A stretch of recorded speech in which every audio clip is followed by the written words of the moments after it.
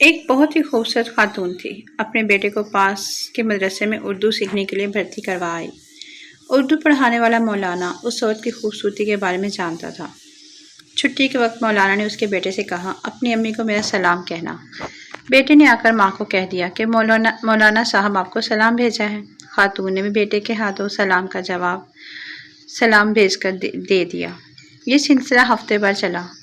خاتون نے شوہر سے مشورہ کیا اور اگلے دن بیٹے سے مولانا کو کہلوایا کہ امی نے شام کو گھر پر بلایا ہے۔ مولانا خوش، 3 دن سے نہایا نہیں تھا، باسی شیروانی کو استری کروایا، خوشبو مارا اور پہنچ گیا اس عورت کے گھر۔ خاتون نے پہلے آؤ بخت کی، چائے ناشتہ کروایا، پھر بیٹے کی تعلیم کے بارے میں معلومات لی۔ مولانا رسمی باتیں کرنے کے بعد اپنی اصلیت پر آیا، کہا ماشاءاللہ، آپ کو خدا نے بڑی فرصت میں تراشا ہے۔ لیڈی: وہ تو ہے، شکریہ۔ مولانا: مجھے آپ سے عشق ہو گیا ہے محترمہ۔ خاتون: جی ہاں وہ تو ہے، پر یہ بات اگر میرے شوہر نے سن لی تو بہت مشکل ہو جائے گی، وہ آتے ہی ہوں گے۔ اب آپ جائیے، کل شام کو پھر آئیے گا، تب بات کریں گے، میں انتظار کروں گی۔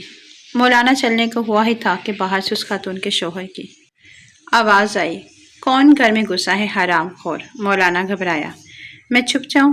خاتون نے اسے ساڑی پہنا دی، گھونگھٹ کر دیا اور گندم پیسنے والی پتھر کی چکی کے پاس بٹھا دیا اور کہا، آپ آہستہ آہستہ گندم پیسیے، میں انہیں چائے وغیرہ پلا کر باہر بھیجتی ہوں، آپ کو موقع دے کر بھاگ جائیے گا۔ مولانا لگے چکی چلانے اور گندم پیسنے۔